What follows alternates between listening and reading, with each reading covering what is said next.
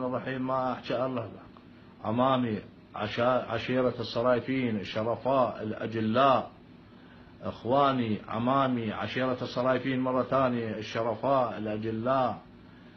تكلفت على سليم على صلح بينه وبين حليم صروال، كلفني كاظم، قال أبو علي بلكي ترضيهم.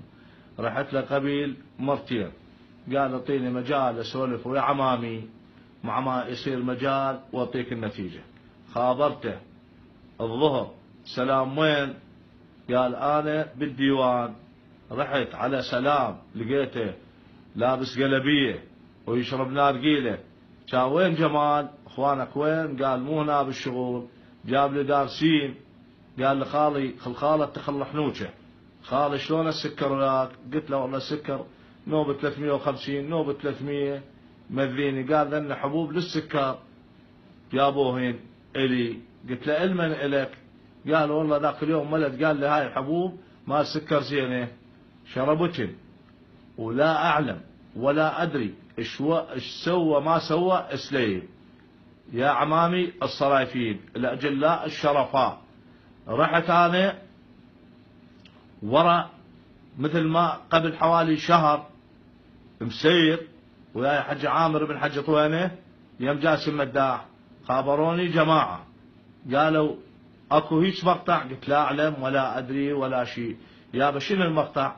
قالوا هيج. دريت مثل ما دريتوا انتم، شاهد الله ورسوله لا عندي علم ولا ادري، مثل ما دريتوا انتم دريت انا.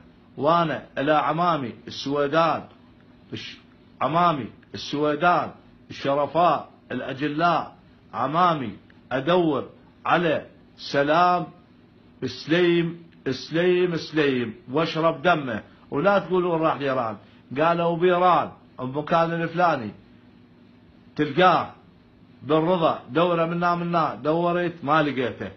انا يا عمامي يا عمام السويدان لا تضيعون دمي، انا حدي الراس الشهر اللي لقيت سليم اشرب دمه واقتله واقتل روحي.